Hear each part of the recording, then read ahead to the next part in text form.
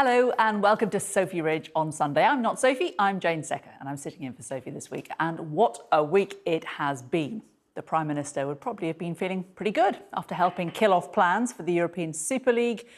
But if he was hoping to spend the weekend with his feet up in front of the football, Dominic Cummings went and ruined his plans.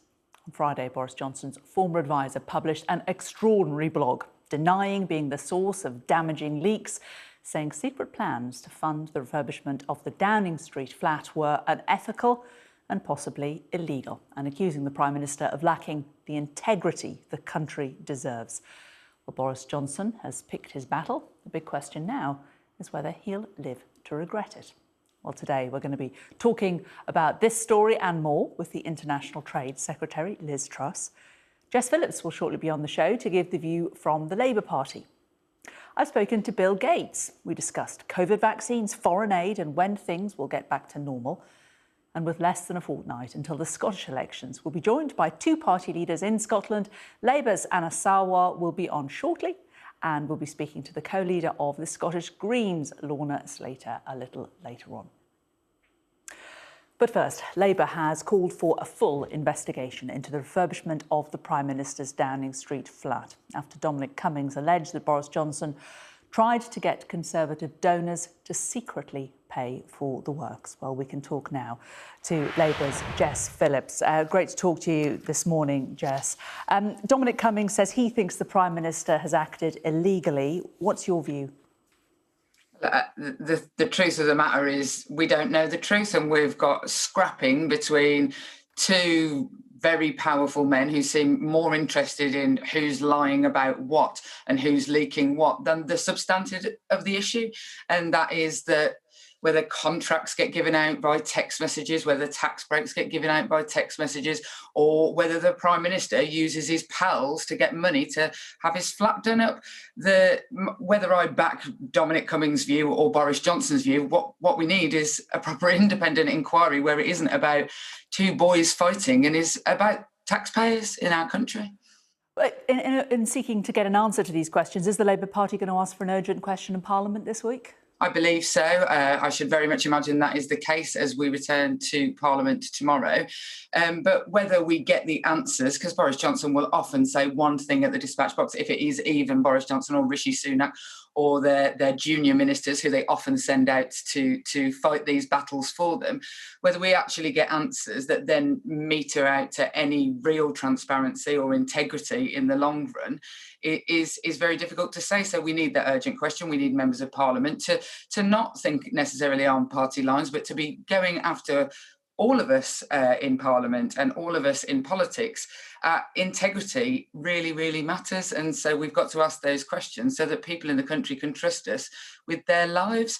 But we need an independent inquiry into this. This needs to be properly root and branch, not the Prime Minister calling up his best friends in different newspapers to have a pop at Dominic Cummings and Dominic Cummings touring round select committees or writing blog posts.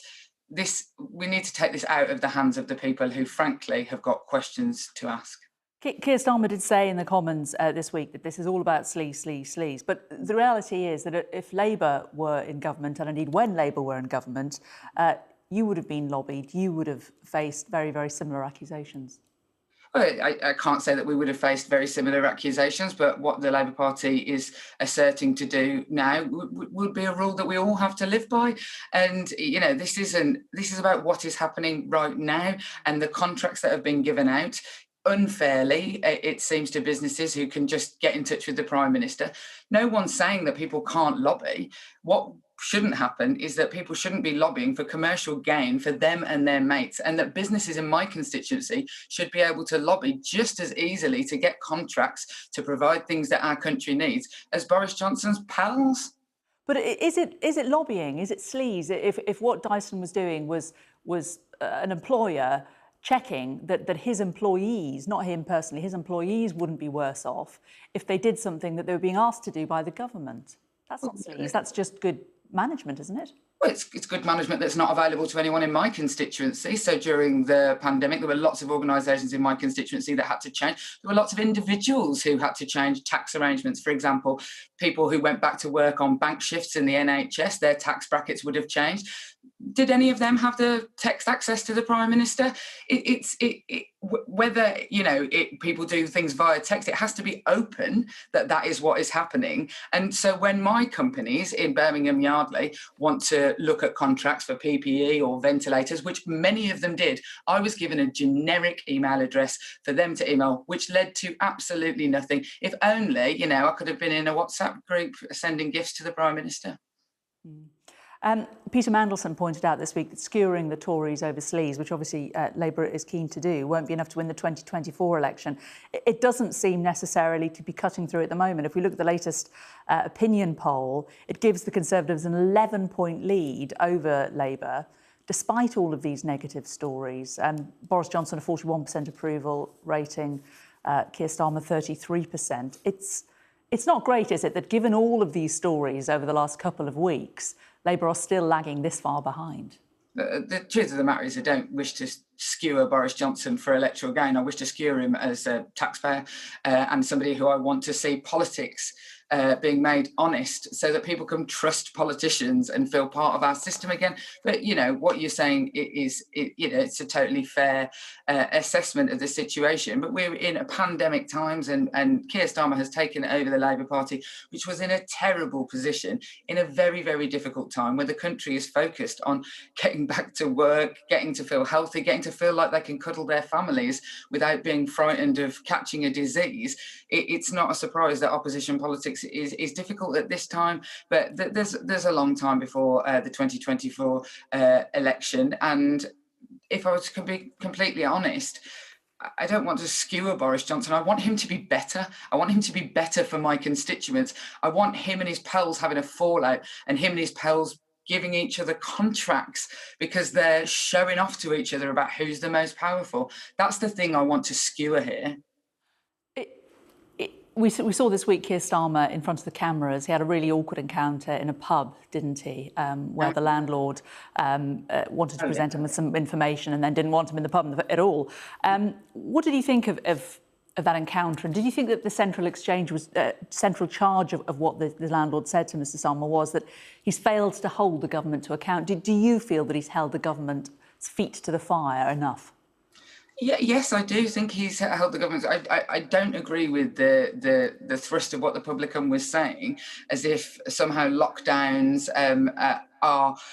weren't necessary. And in fact, in the papers today, there's all sorts of things about whether Boris Johnson, terrible things he's alleged to have said, maybe by Dominic Cummings, who knows, about whether we have lockdowns regardless of the amount of people who died. Look, there was a simple thing that had to be done. We had to stop the virus, and I don't agree with the Publican on that. But the idea that we haven't held the government to account, the government has U-turned many times throughout this crisis, and it's not fair to say that isn't because of the actions of the likes of Keir Starmer and his team. The sleaze conversation that we're having is a partnership between very good investigative journalism and Rachel Reeves on the Labour front bench has been saying this again and again, not just after these recent revelations, but for the last year, and their feet are held to the fire. But do you think, looking at how Keir Starmer dealt with that, he sort of didn't interact, he tried to walk away, and then he then did interact. It's these kind of situations and election campaigns are always a test of instinct, aren't they?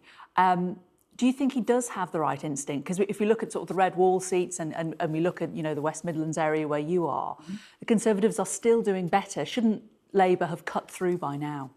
I'm not sure that if, I don't know, Keir Starmer had tried to lamp the landlord, that we would be cutting through in the Midlands. I was suggesting maybe have a conversation than necessarily throw a punch. To be honest, I think he was incredibly calm in the face of a difficult situation, which is actually what I want from my leaders. I don't want, when they're faced with challenge, that they start ringing around journalists to have a pop at their mates to say it isn't the difficult times we should be focusing on, it's because so-and-so said so-and-so about so-and-so. Actually what I want to see from my leader, and what I think cuts through from that exchange about Keir Starmer, is that he is a calm and safe pair of hands, and all power to him. I'm not sure I would have been so calm. Jess Phillips, great to talk to you as always. Thanks very much. Now, in just 11 days' time, Scotland will go to the polls in an election that could have huge ramifications for the future of the United Kingdom. The SNP are seeking a majority. Labour's fighting to regain second place from the Conservatives. And Labour's leader in Scotland, Anas Sarwar, joins us now from Glasgow. Thanks very much for joining us. Good morning. Labour is against independence in Scotland, but this does seem to be yet another election all about independence. Doesn't Scotland need greater powers in order to fight its way out of COVID and manage its recovery? Look, I think there's certainly more need for more devolution, and I think people in Liverpool, Birmingham, Manchester, Cardiff feel that just like they do in Glasgow, where I'm sitting, or other parts of Scotland, so we can have a recovery that works for everyone. But just on the first point, Jane, it's politicians that want to talk about independence in this election campaign. It's the Conservatives and the SNP who want to make this election campaign about which side you were on in a referendum in 2014, when in actual fact, COVID didn't choose between yes, no, leave and remain. The aftermath is not going to choose between yes, no, leave and remain. This is a pandemic election, not a normal election.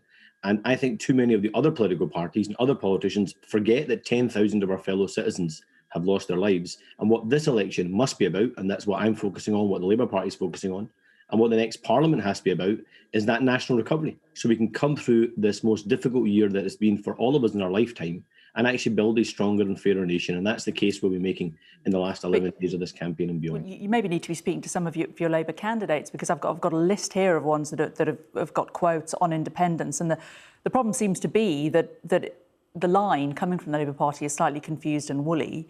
Dundee City West candidate Mercedes Villalba in favour of another referendum. Now, this is from just January. If we're not truly content with the status quo, hadn't we better call for a referendum to put our alternative to the people?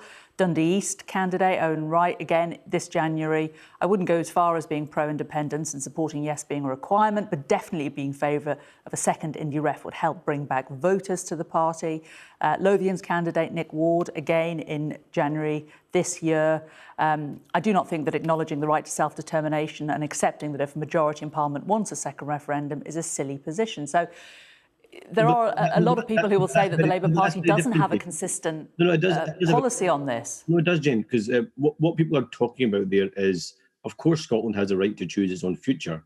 But what we are all united on in this election campaign, and our manifesto makes it clear, is that we do not support independence. We don't support a referendum. We believe the next Parliament should be focused entirely on delivering a national recovery and pulling our country back together, not going back to those old arguments, not going back to the old divisions. And that is a case that only Labour is making in a serious way in this election campaign. And all our candidates are unified on that.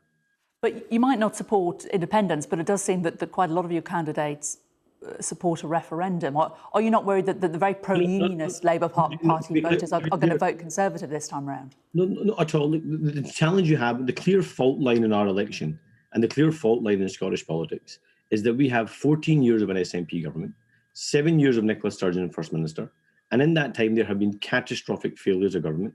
And whenever there is a failure, the SNP either says it wouldn't have happened if we had independence, or worse still, what they say is it might have been bad, but look at that mob over there. At least we're not as bad as them, pointing at the Tories. Frankly, Scotland deserves better than that, and UK deserves better than that. And that's why this election campaign has got to be about the next 5 years and how we make what has been a really, really difficult year, how we come through it and make a fairer and stronger country. Not going back to those arguments. And that's been the central part of my leadership for 8 weeks in this job. It's a central part of my leadership for the last 2 weeks as we lead up to that election. And I give the cast iron guarantee to every single person watching this programme. What I'm putting forward is not a case for half of the country that agree with me on the Constitution. I'm making a case for all of Scotland because I want to come through this most difficult of years and have a recovery that works for everyone, no matter what the constitutional position. On the subject of recovery, you have a national recovery plan, offers various things, promises various things, including 60,000 jobs for recovery, a lot of bold promises, but questions about how you would fund it. The IFS has had a look at your figures and said that you'd have to substantially increase Scottish taxes and would need to double the unallocated funding available to the Scottish Government this year to meet these manifesto promises? Are you not writing checks that you can't cash? Well, we dispute that because there is an overlap in terms of some of the spending commitments we have made. So some of the spending commitments we have made, we've allocated the full budget, but there are overlap in terms of smaller amounts of budget that the SNP have allocated, but we want to go further than them in terms of some projects. And I'll give you one practical example of that. We believe that there's going to be a jobs crisis coming through this pandemic. And I don't want us to wait till after the lockdown ends or after the virus finally disappears for us to start investing in that new jobs for the future. So we have published the most ambitious and largest job creation scheme in the history of the Scottish Parliament, not 60,000 jobs, 170,000 new jobs. And I'm not shy about the price tag. It will cost £1.2 billion. But we have billions of pounds of unallocated, recurring and non-recurring spend available to us in the Scottish budget. What are we waiting for? We need to be using that right now to plan for the recovery, start the recovery right now, so we do not have a lost generation coming through this pandemic.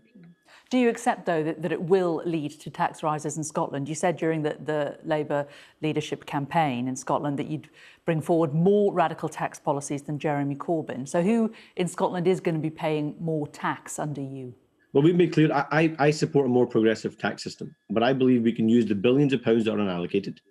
Alongside that, I want to create a new tax in Scotland that targets those big online giants like Amazon, who have done such phenomenal success through these most difficult times in terms of their profits. Let's tax companies like Amazon appropriately. Let's use that money to invest in the high street, to invest in jobs, so we can... What about individual taxpayers, though? And then we have made a commitment that we will not look to increase personal taxation over the course of the Parliament. But if in the later part of the Parliament, if we do have a deficit that we need to meet with tax rises, we would only consider a tax rise in the first instance of those earning over £150,000 a year, and then those earning over £100,000 a year. But our presumption is against personal income taxes. So you're confident that you can raise this £1.2 billion just for big business? No, the £1.2 billion I think we already have. The £1.2 billion is already available to us in terms of our first year of spend. It's for the longer term, as we go into year 3, 4 and 5 of the Parliament, that I think we can have a substantial budget. But if we have a gap in our budget, only at that moment would we look at personal income tax rises for those at the very, very top. Do you think you're tough enough to take on Nicola Sturgeon? A lot of people think that she's had a very good COVID outbreak and has done herself a lot of favours. If it comes down to it, can you take her on? Absolutely, I can take her on, and I'm standing directly in her own constituency as a demonstration of that. But look, I don't want to take her on the way that previous politicians want to take people on, which is shouting at them, getting angry at them. I think our politics deserves better than that. I'm going to do it with honesty. I'm going to do it with humility. I'm going to do it with empathy. I'm going to do it with unity. And I want to spread hope across the country, because that's the way we get the Labour Party back on track. But more importantly, that's the way we rebuild the country we all love. Would you be interested in forming another coalition with the Lib Dems? No coalitions with anybody, but I'm happy to work with any individual political party or any individual on one-off issues. So, for example, I've worked with every single political party in the Parliament around tackling prejudice and hate in all its forms.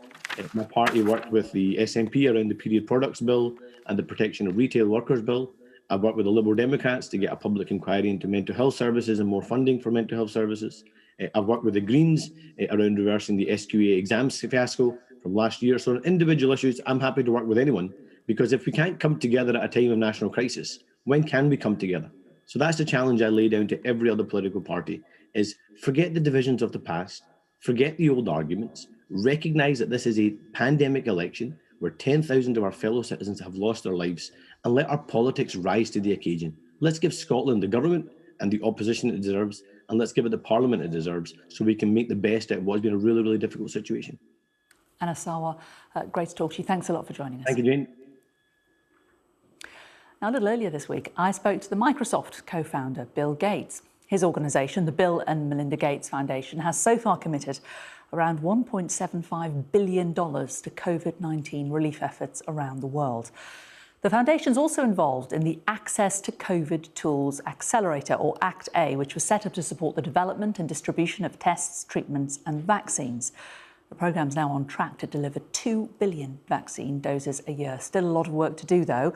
And when I spoke to Bill Gates this week, I asked him to explain what ACT-A does and what it has achieved in that first year. Well, as the pandemic struck a little over a year ago, there was a realization that this was a global problem and that we needed to orchestrate resources on a global basis. And so particularly the UK, France, and Germany, came together with other actors like the WHO and our foundation and said, okay, what are the vehicles we can use? CEPI was there to do vaccine research, Gavi to buy vaccines, Global Fund for therapeutics, including oxygen. And that's what ACT-A is. It's taking all of that additional resources and coordinating it on a global basis. And so it was super valuable that we did that. Of course, because we didn't prepare for this pandemic nearly like we should have, we've been learning as we've been going. But I'd say the good news is that partly because of the ACT-A efforts, partly because of U.S. R&D money, we have the vaccines, and we can see the end will come for this pandemic. What would you say the big success has been in the 12 months? Well, the therapeutic area has scientifically not yielded as much as we would have liked. There was a trial in the UK, the FAIR trial, that we helped fund, that came up with dexamethasone early on as a late-stage treatment. And fairly quickly, people realized that having oxygen was important. But we haven't had any dramatic therapeutics, unfortunately. The vaccine space is been amazing. Not only did we get them very rapidly, now the volumes are getting up, and we're using factories in India and other places as a second source. So we're not just relying on the company that invented the vaccine, but for the first time ever, transferring exactly that vaccine into factories like at Serum or BioE to get the capacity up so that, we want to vaccinate certainly all the elderly in the world. And in most countries, we want to get to over 80% vaccination.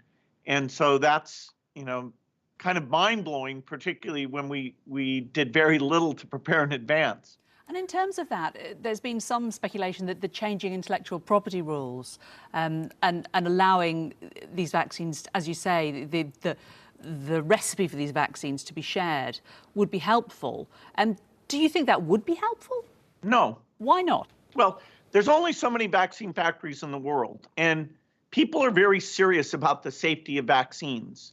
And so moving something that had never been done, moving a vaccine from, say, a J&J factory into a factory in India, that it's novel. It's only because of our grants and our expertise that can happen at all. The thing that's holding things back in this case is not intellectual property. There's not like some idle vaccine factory with regulatory approval that makes magically safe vaccines. You've got to do the trials on these things, and every manufacturing process has to be looked at in a very careful way. There's all sorts of issues around intellectual property having to do with medicines, but not in terms of how quickly we've been able to ramp up the volume here. I remember how shocked people were when we said we were going to do second sources in these developing country factories. That was a novel thing. And we got all the rights from the vaccine companies. They didn't hold it back. They were participating. I do a regular phone call with the pharmaceutical CEOs to make sure that work is going at full speed. So it's not that's slowing it down. More money would help. More vaccines physically would help as well, wouldn't it? How hard is it to get the countries that have the vaccines? And obviously, here in the UK, we have enough to vaccinate our population 5 times over. What are your feelings about that? Well, over the balance of the year, the US, the UK, and others will be able to make sure that the vaccines are now going to the developing countries. Because many of the vaccines worked, although we're looking at, some of the side effects now and making sure we can treat those and that they're very rare, that good news means that we will be able to supply others. And the other good news is that the actual death rate from this epidemic in the poorest countries has actually been quite low. And so the places where, you want to get everyone over 60 vaccinated, like South Africa, Brazil, that will become a priority just in the next, 3 or 4 months is when the U.S. will move into that excess position and take these Act A resources and use them to get those vaccination levels up as fast as we possibly can. It is true that there's been about a 4-month gap that, depending on what happens with J&J, could be over 6 months. Typically in global health, it takes a decade between when a vaccine comes into the rich world and when it gets to the poor countries. So in this emergency, partly because of the second source agreements, all the cooperation, the government money, where the UK, France, and Germany actually pulled Act A together with some other actors like the WHO and our foundation, that's made a difference.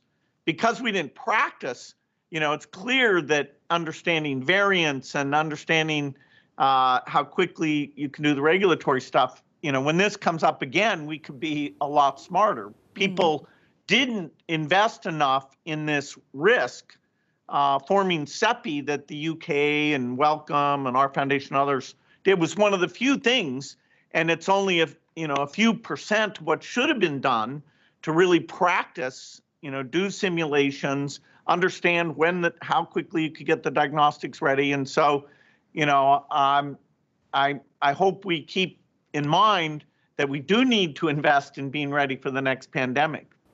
But are you concerned about the imbalance that there currently is between some of the more developed countries and the numbers of vaccines they have and the numbers of vaccines that are available and are going to the less developed countries? Yes, the reason our foundation-funded Gavi, which the UK is also a huge backer of, is to deal with these unbelievable health inequities.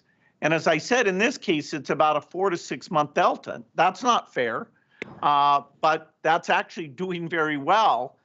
Given that the funding that was provided, the fact that the rich countries have somewhat prioritized themselves, that's not completely surprising. We don't have world government that sits there and ignores the U.S. R&D money or UK R&D money and overrides that, because the fact of getting elderly people vaccinated in the rich countries, which actually had the pandemic worse than most of the developing countries, that was a good thing. The fact that now we're vaccinating 30-year-olds in the UK and the US, and we don't have all the 60-year-olds in Brazil and South Africa, that's not fair.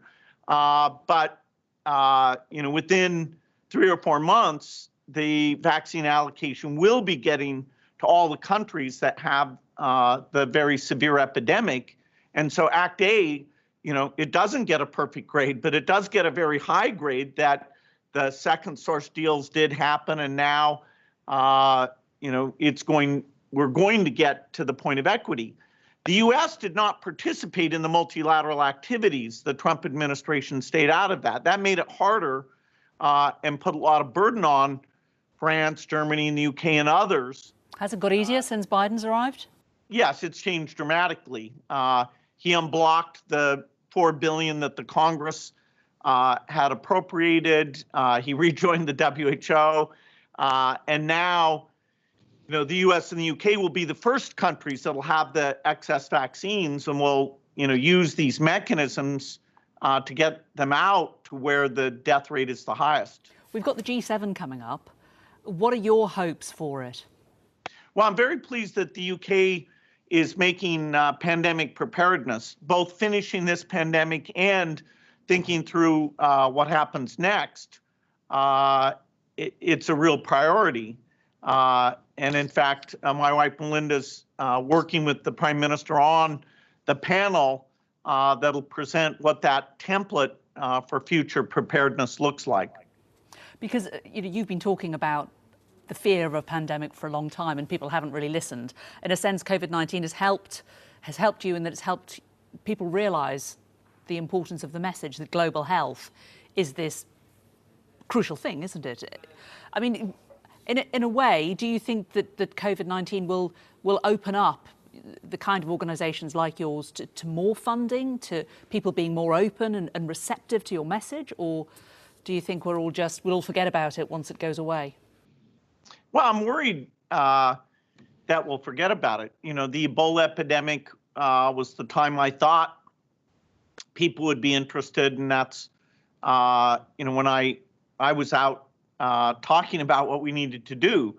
CEPI was created, which has helped with some of the R&D, but that was only, you know, say 5% of what it would have meant to be fully prepared. The UK, Wellcome, and ourselves were among the backers of that CEPI effort that has contributed along with the, you know, country-specific R&D money. I do think because trillions were lost, that this generation will remember this, and we will do simulations, and we will look at, okay, can you make our mRNA cheaper and have a network of factories all over the world? Not in every country, but enough so that the capacity could go up, you know, 5 times faster than it did this time. You did say that you thought we'd be getting back to normal by the end of 2022, completely back to normal, I believe were your words. Do you still think that? Are you still hopeful of that time frame? Yes, I am. You know, there's still some questions about how broadly the J&J vaccine will get used, that if that's accepted, you know, would be very beneficial. But, you know, some of the rich countries, including the US and the UK, even this summer, will get to high vaccination levels, and that'll free up so that we're getting vaccines out to the entire world in late 2021 and through 2022. And so we won't have eradicated this disease, but we'll be able to bring it down to very small numbers by the end of 2022.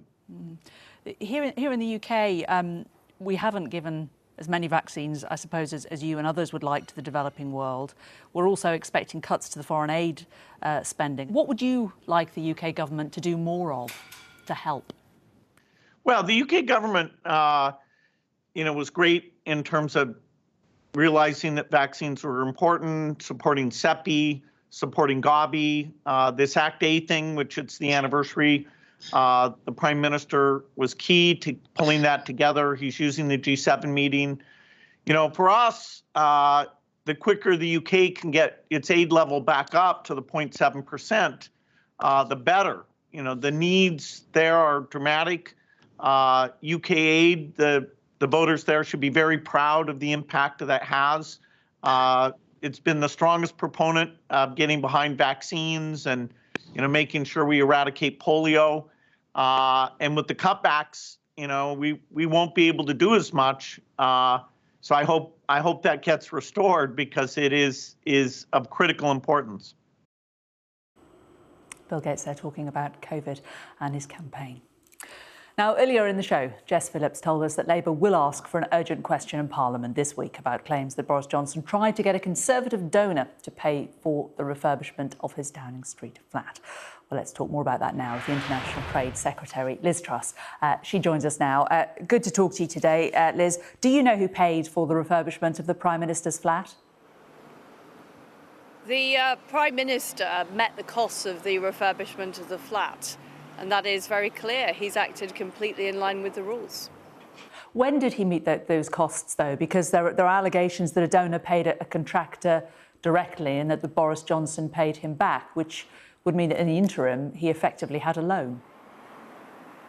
As I've said, the Prime Minister met the costs of the flat refurbishment. Everything's been done in line with the rules. And I think he's met them now. Want us to be Sorry, he's met the costs now, but when did he meet the cost? That is key, isn't it? Because if somebody who shouldn't be. Throughout this process, we and he have complied completely with the rules. And I think this is a huge distraction from what people actually care about, which is how we're dealing with the pandemic. We've just had the news that 50% of people in Britain have now been vaccinated. And of course, as Trade Secretary, I'm working on how we build our economy after COVID, in particular by striking new trade deals that are going to drive jobs and growth across the United Kingdom. We will come on to all of those points, but really on the flat, it is quite key, and a lot of people are very interested in it. Most people have to save up if they want to redecorate their flat.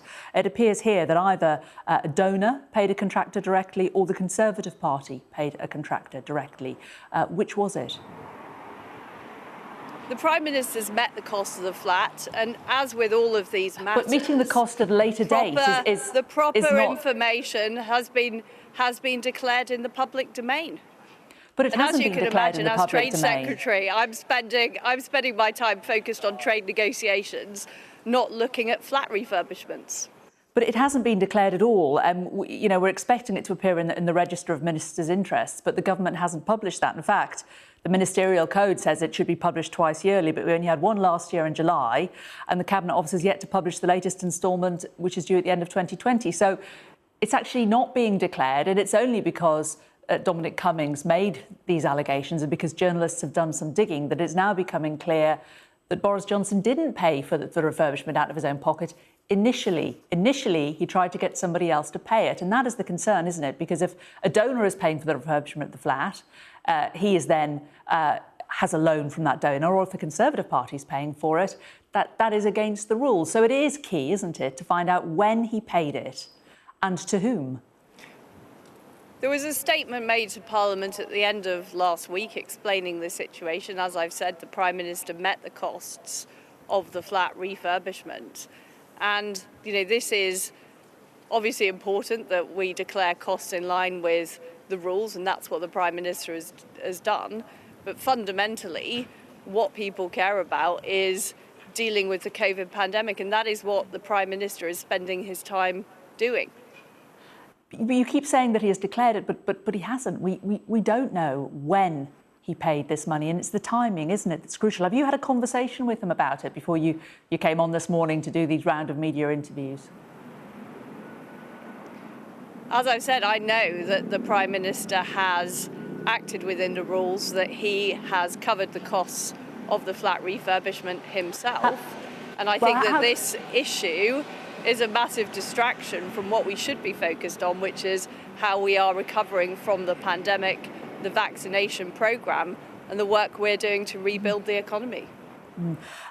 How do you know then that he's not broken the rules? You must have had a conversation with him. He must have told you when he paid it then, if you're convinced that you know he hasn't broken the rules, whereas Dominic Cummings told him that what he was doing was potentially illegal. Well, I have been assured that the rules have been fully complied with, and I know who that assured you of that? Has met the costs of the flat refurbishment. But who assured you of that? I absolutely believe and trust that the Prime Minister has done that. We're not getting any really clear on the timing, are we? Is part of the problem that we don't have an independent... I've just spent the last week negotiating a new trade deal with Australia. It's going to bring value to the British economy. I don't spend my time getting involved in the details of the flat refurbishment at Number 10, and it's very clear that the Prime Minister has met the cost of that refurbishment. But how do you know that he's followed the rules then? You said you've been assured that you understand he's not broken the rules. You clearly have had a conversation about it. We're just really trying to find out exactly when he paid. Well, all of the details will be given out in line with the rules, and there are certain reporting procedures, and those procedures are being followed. Any idea when we will find out? As I've said, they will be reported in line with the reporting procedures. But he is very clear that he has met the cost of the flat refurbishment. They're already late, though, aren't they? As I mentioned to you about the Ministerial Code, they should have been declared months ago. So they're not being declared on time. These costs have been outlined in line with the Ministerial Code. Of course, the civil service is responsible and working with the Prime Minister to make sure those things happen. But where have they been declared in the Ministerial Code? They haven't. As I've said, these items are declared in line with the Ministerial Code. The civil service makes sure that happens. The Prime Minister has met the costs. And I'm very surprised that you're using if this interview to ask the same question again and again. Well, it's because you're not answering. If they were declared in the Ministerial Code, we would have it. It would be in the public domain. The point is that it should have been declared in the Ministerial Code. There was a statement made to Parliament on precisely this subject at the end of last week. But that isn't the Ministerial Code. What people want to know is that in line with the rules, the Prime Minister has met the cost of this refurbishment. That has happened. All the costs will be declared in line with the rules. And that, as far as I'm concerned, completely answers that question. OK.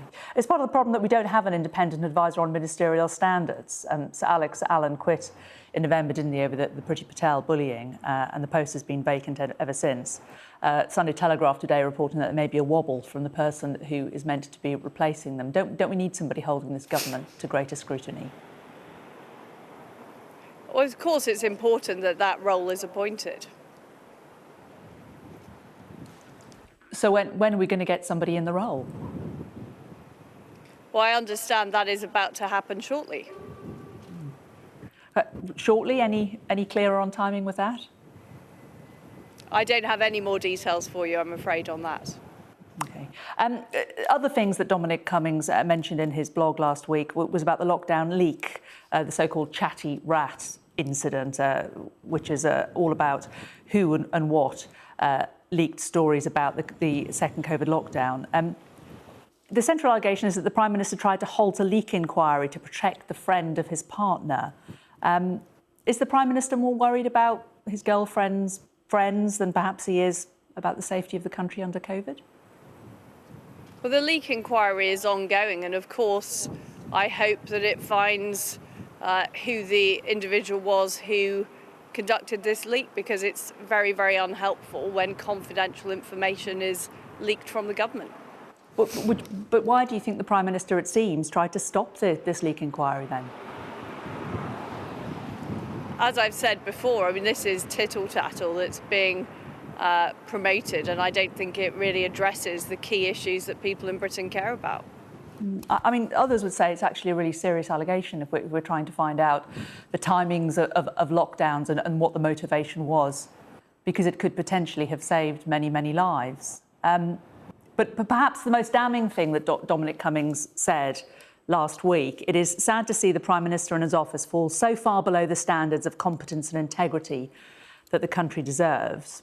I mean, the Prime Minister's been accused of hiding donations, cancelling inquiries to protect friends. Isn't Dominic Cummings right that he has fallen below the standards of integrity we need in a Prime Minister?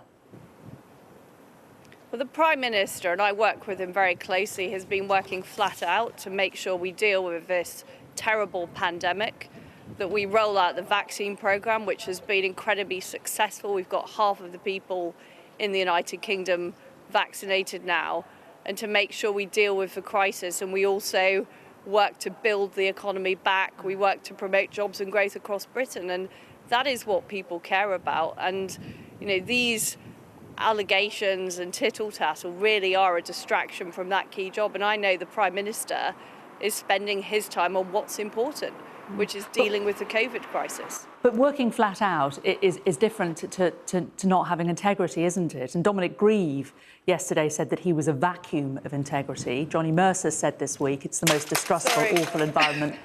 Oh, dear me. It's rather windy out here. You're doing ever so well battling against the elements. I'll just ask you that again. Well done for not getting hit on the head. I'll just re-ask that. Dominic Grieve said that the Prime Minister's a vacuum of integrity. Johnny Mercer has said in that government almost nobody tells the truth. I don't think anyone can really get on the high horse about trust and ethics, all the rest of it in politics, because as far as I'm concerned, most of it is a bit of a cesspit. Now, these are quotes from Conservatives. They're not from the opposition about your leader. Are they wrong? It's completely wrong. The Prime Minister, who I work very closely with, has consistently, through this crisis, acted in the best interest of the country. You know, we've had a huge success in this vaccination programme, which thanks to the decision of the Prime Minister and my colleagues across government, we're now working hard to rebuild the economy. And these noises off are simply not helpful. They're not contributing to a positive future, and they don't reflect what is actually going on in Downing Street.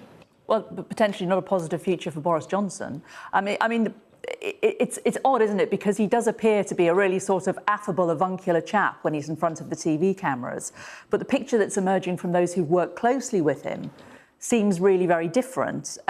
The journalist Eddie Mair once rather boldly accused the Prime Minister of being, in his words, a nasty piece of work. Was there a grain of truth in that? I work very closely with the Prime Minister. He is doing a fantastic job in very difficult circumstances. And I think you can see the result of that in the success of the vaccine programme, what we're doing to rebuild the economy, what we're doing in trade. We've just recently agreed with the Australians that we are striking this trade deal, which is going to bring thousands of jobs across the United Kingdom. And that is what the British people are focused on, and that is why he has such support across the country. I did promise we would come on to trade, and you brought it up again then. Of course, as you say, you've had talks this week with Dan Tehan, the Trade Minister. Slightly embarrassing leak from a source close to you earlier in the week, saying that you planned to sit him down in an uncomfortable chair, so he had to deal with you directly for 9 hours. He needs to show he can play it at your level. Did he play at your level? Well, that's a complete load of nonsense, what appeared in the press. The fact is that Dan and I have a very positive relationship. We had really positive talks over the last 2 days. We're now within a glimpse of striking our first post-Brexit trade deal, which is negotiated from scratch. And I'm looking forward to agreeing that in principle in the next few weeks. And this will bring huge benefits to the British economy, whether it's the whisky industry, the car industry, the financial services industry. And it also opens up huge opportunities for us in the Asia-Pacific market, one of the fastest growing parts of the world. And I'm looking forward to building that even further. Is Australian wine going to become a little bit cheaper? Well, that is one of the many benefits that there will be from the Australia trade deal. OK. COVID, you mentioned as well. We've seen some really distressing scenes from India over the last couple of days, haven't we? And there is obviously great concern about the so-called Indian variant. There are now, according to PHE, 132 cases of that variant in the UK, 3 that weren't linked to travel from India. How worried are you about this? Well, the situation in India is extremely worrying. I had a call last week with my Indian counterpart. We're working to do what we can to support the Indian government, particularly in areas like oxygen. We're putting together a package of support, but it is a deeply concerning situation, and my thoughts and prayers go out to the people of India. Is there any evidence that the Indian variant can escape vaccine protection? There is no evidence of that at this stage, but of course we're constantly monitoring the variants and the impact they have on the vaccination programme to make sure we're able to deal with that. But as I said, my thoughts are really with the Indian population, and we're doing all we can to help India deal with the terrible tragedy that is happening in their country. Is there a possibility that it could slow down the easing of the lockdown here in the UK if these figures start going up here? We're still on track with our roadmap. We're constantly monitoring to make sure that we're able to deal with any new variants that emerge and make sure our vaccination programme always works to be able to do that. There are some people who've pointed out that it took several days for travel from India to the UK to actually stop. Would you have liked to have seen it happen a bit quicker? Well, when we did announce the travel ban, we do need to make sure that that can be operationalised at the borders. So that was important to have that gap to be able to get the borders arrangements in place. OK. Liz Truss, thanks very much for talking to us today. Well done for avoiding the falling camera. Thank you very much. All right, thank you. Well, before we move on, a reminder to check out the Sophy Ridge on Sunday podcast. We record it straight after the show, and it features the best bits of the interviews, plus some extra analysis. You can find it on the Sky News app or wherever you get your podcasts from lunchtime today. Now, earlier in the show, we heard from, the leader of the Labour Party in Scotland. And as we count down to those crucial elections on May the 6th, we're now joined by another Scottish party leader, the Green Party's Lorna Slater. Thank you very much for joining us, Lorna. You're a pro-independence party. The polls, though, have shown a bit of a slide in support for independence over the last few days. No's now saying 53%, yes, 47%. Have you backed the wrong horse here? The important part of this election and what our manifesto talks about is the recovery from the pandemic. That's the context that we're all living in. We desperately need a fair and green recovery from the pandemic, creation of jobs, upgrading of Scotland's homes, and of course, tackling the climate crisis. What we're looking at in this election is the right of the Scottish people to make the decision about who makes those decisions. So what we're looking at is asking for a referendum. And given that we have had a pro-independence majority in Parliament all this while, and we expect, with the help of the Scottish Greens, to have a pro-independence majority in the next Parliament as well, we think the people of Scotland have the right to decide who's going to be making decisions about their recovery. Is it the Brexiteer Tories in London, or is it a government in Scotland that we've actually elected? But isn't it a distraction to be arguing about all this? Because as you say, there is so much that needs to be done after COVID. It doesn't make sense to use political time to go over this debate when there was already a referendum and we were told it was a once-in-a-generation event. Democracy is a process of governing by consent. And as with any discussion on consent, you need to check in regularly to see whether people are still happy with the direction of travel. It's very important to hold governments to account. And I think that a lot of people in Scotland have deep concerns about the direction of travel of the UK. The Home Office making life more dangerous and unpleasant for refugees, cutting off positive relationships with the EU. We seem to be alienating our nearest neighbours. We're making a fool of ourselves on the international stage by calling people who are concerned about the climate crisis bunny huggers. The direction of travel of the UK is deeply concerning. And when Boris Johnson thinks a recovery means buying more nuclear weapons while at the same time cutting public services and seeing that nurses only get a 1% pay rise, I think it's very reasonable to ask the people of Scotland, do you want to go along with this? Or do you think we can do something better? Do we think we can invest in a more progressive, in a fairer, more welcoming Scotland? Is that the kind of country you want to live in? Well, in terms of being more progressive, one of the things that the Green Party's embraced is something called the Yogyakarta principles. Why has the Green Party decided to support these? They have no standing in international law and they've not been adopted internationally in any treaty. It's about trans rights, isn't it? And it's about ensuring that people are not discriminated against because of their gender. But there are a lot of people who have many reservations about these principles in particular. The Scottish Green Party, like Green parties all around the world, is based upon 4 principles: sustainability, equality, radical local democracy, and we need to make sure that all humans have fair human rights. And that is a core part of what we believe in. We do not believe that trans rights are counter to women's rights. All humans have the same human rights. So of course, when trans people gain human rights, or we make sure that their human rights are respected, we don't take away the rights from anyone else. But you see, absolutely, we need to make sure that trans rights are respected. A lot of women are concerned that if you remove sex from a lot of documentation, it jeopardises the provision of single-sex spaces that women have had to fight to receive. Principle 31 of the Yogyakarta Principles specifically says ensure that official identity documents only include personal information that's relevant, reasonable and necessary.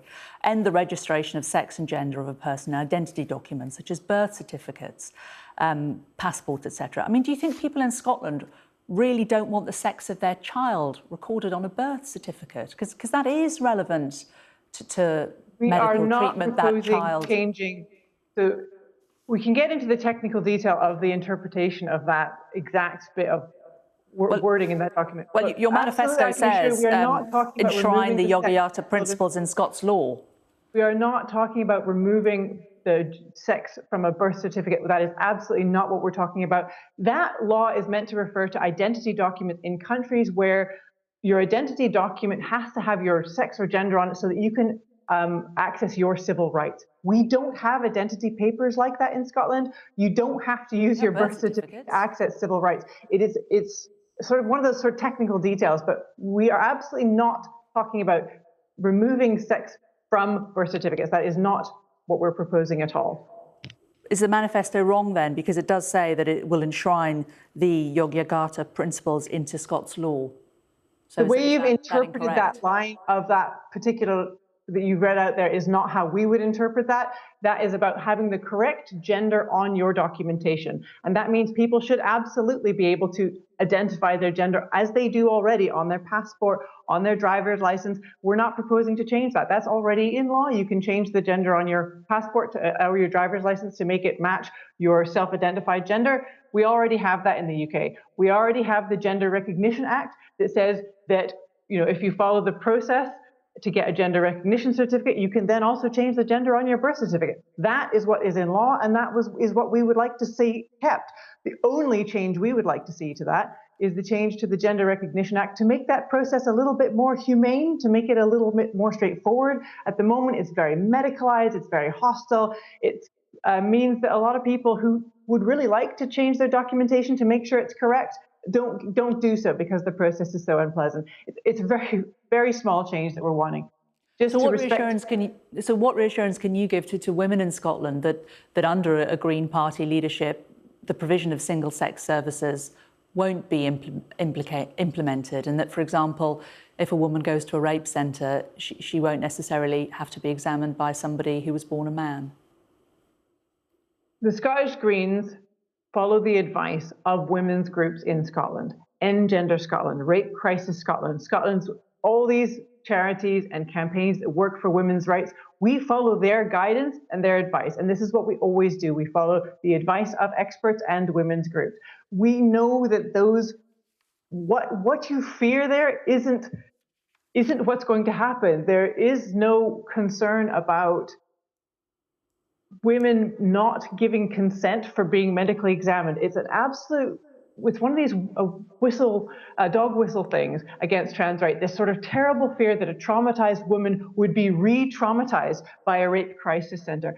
That is not what rape crisis centers are there for. Rape crisis centers are there to support women and trans people and anybody who's been traumatized in those circumstances. But we also have to respect the human rights of people who work in those centers and people who give those support services. So we absolutely are, women do absolutely have the right to consent.